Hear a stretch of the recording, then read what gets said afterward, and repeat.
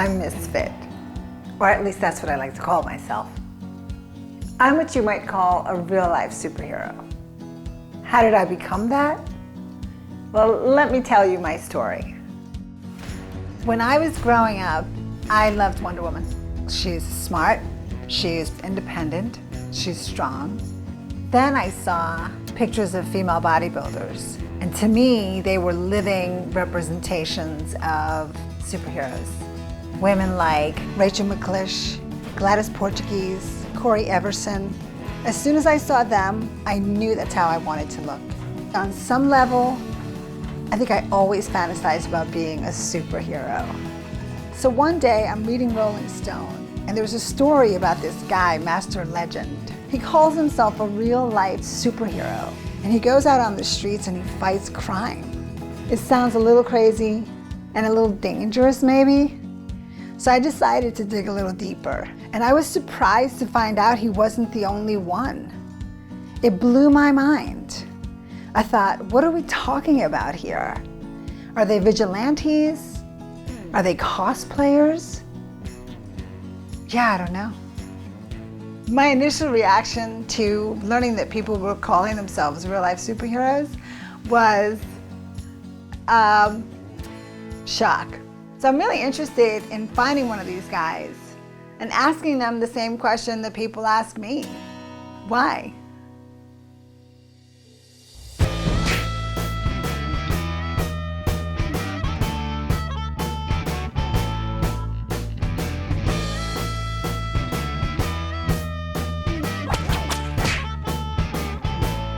I think the biggest question is, why did you decide to become a superhero?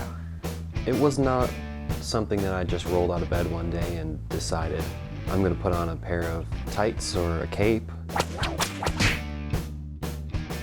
You go out and you're a real life superhero, but it was more like a, I guess you'd call it like a Lord of the Rings type quest of being a superhero. So how long have you been doing this? I've been building gadgets for the real-life superhero community for about 2 years now. One guy asked me to make a Tesla gun. I'm very tempted to build it just to see if it will work. And so to build a gun that shoots lightning bolts. There are superheroes. Does that mean that there are supervillains too? Someone asked me this the other day, do you think there will ever be a real-life supervillain? And my answer to that is there already are. If anything, my wife's probably my arch nemesis at times. So why a costume? It gets people's attention, and they really don't want to mess with me. Do I need to be in costume to make my point? Have I not done it before without the need of dressing up? Another proud moment was me beating up this child molester. You can imagine it was Fist City. By the gods! Fist City. It's exponentially more profound when you have a group of people that actually do know how to throw down and kick ass, that try to do nonviolence. But I was still happy. Even when they took my mug shot, I was smiling.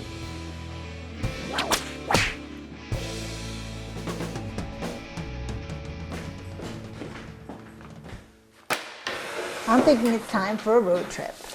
Maybe it sounds crazy, but so what? I want to meet some of these so-called heroes. They seem to be all over the place. California, New York, Utah, Florida. There's actually a lot of activity in Seattle and Portland. So the Pacific Northwest has a lot going on, so I want to go there.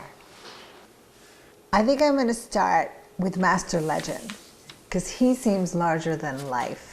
He's in Orlando, so that's going to be my first stop.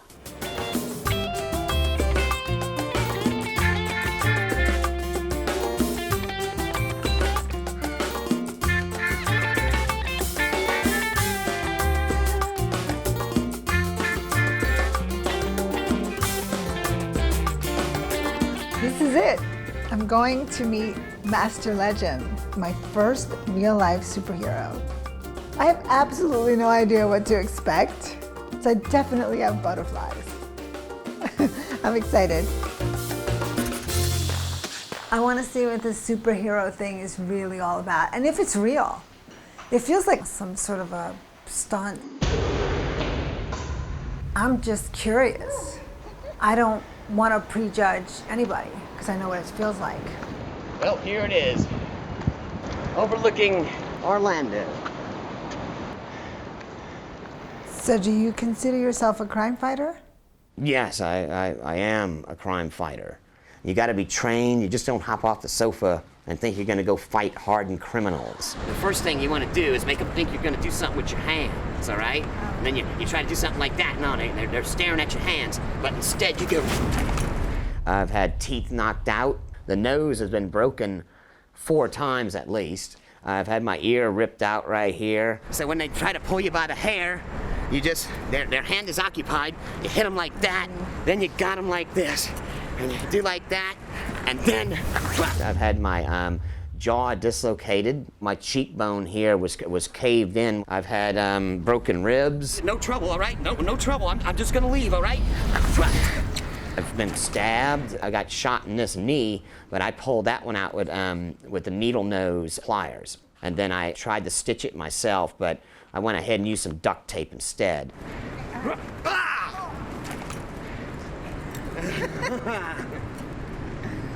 That's how it's done. Meeting the master legend was, he's sort of this action figure kind of a guy, and he's very dramatic, and he likes hitting poses that he's clearly has practiced quite a bit. And like he'll do something like, by the power of the gods, I think.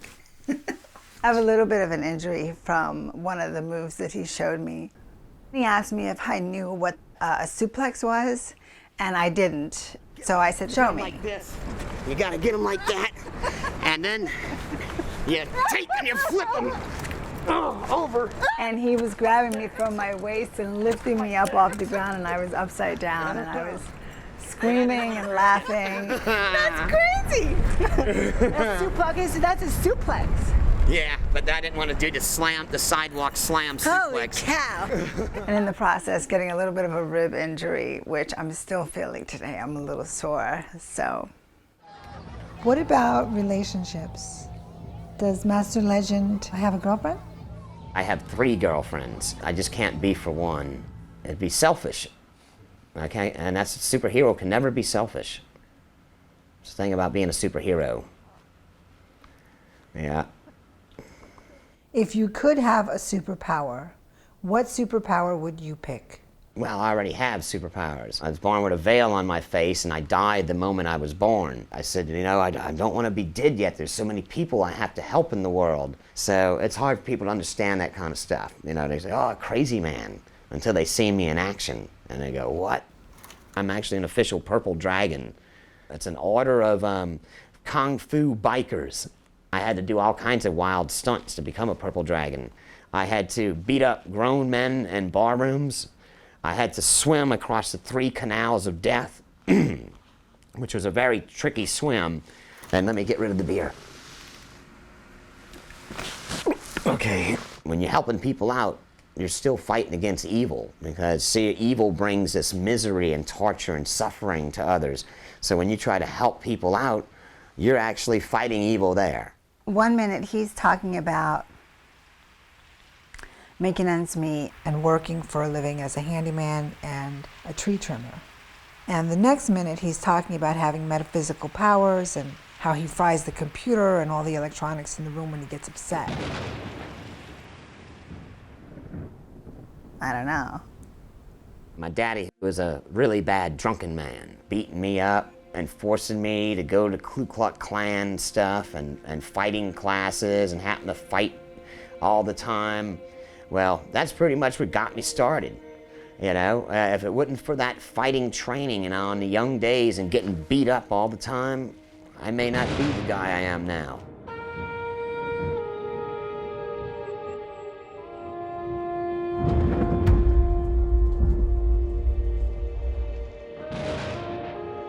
I was getting bloody lashes by my daddy and my mama almost on a daily basis for many years, until one day I had enough.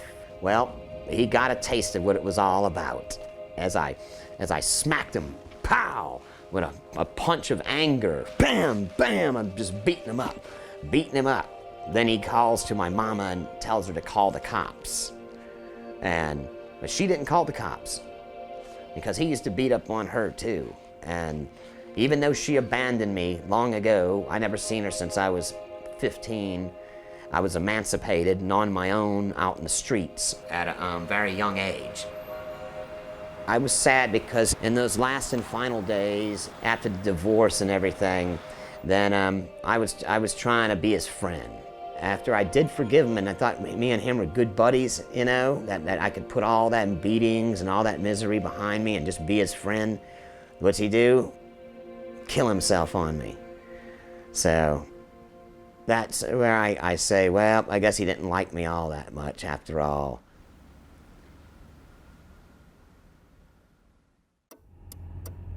Whoa, things got heavy really fast, and it was so unexpected. You know, my heart sank when I heard that story about his dad. The biggest takeaway for me was follow your passion and do good. Anybody can be a real life superhero. But he was also a little confusing to me. It's a little difficult to tell the fact from the fiction. In spite of all the big stories, there were things that he said that were simple and honest and true. And he was speaking from the heart. And because of that, I was charmed by him.